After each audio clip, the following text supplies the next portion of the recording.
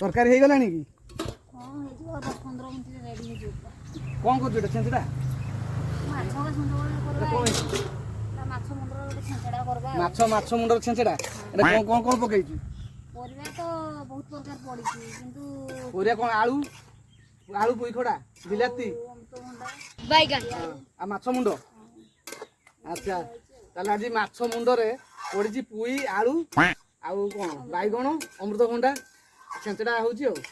ଛେଞ୍ଚଡ଼ା ଶିଖିଛୁ ନା ଭଲ କରୁଛୁ ନା ନାଇଁ?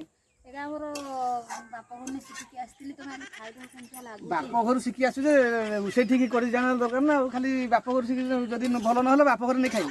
ଫଟାଫଟ ଗାଧା ହବ ଫାଷ୍ଟ ତମେ ଚାଖି ଦେଖିବ କେମିତି ଲାଗୁଛି ଆମେ ତ ପଛରେ ଖାଇବା। ମୁଁ ଆଗେ ଚାଖି ଦେଖିବି ତରକାରୀ କେମିତି ହେଇଛି ଛେଞ୍ଚଡ଼ାଟା। ନହେଲେ ବାପ ଘରୁ ଶିଖି ଆସିବନି ବାପ ଘରକୁ ନେଇକି ଯିବ। ଆଉ ଆମେ ଏଗୁରା ଖାଇବୁନି। ଆମର ହେଲା ମାଛ ପିସ୍ ଖାଇଦେବୁ। ମାଛ ପିସ୍ ଖାଇଦେବୁ ମାଛ ମୁଁ ଏକଲା ଖାଇଦେଉଛି ହେଲା। ଆଉ ସେ କଢ଼େଇ ସେ ସଫା କରିବା କଲା ଆଉ ସବୁ ଛେଞ୍ଚଡ଼ା ଆଜି ସିଏ ଖାଇବ। ଯଦି ଭଲ ନହେଲେ ବୋପା ଘରୁ ଶିଖି ଆସିଛି ବୋପା ଘରକୁ ନେଇକି ଯିବ। ଆମ ଖତମ।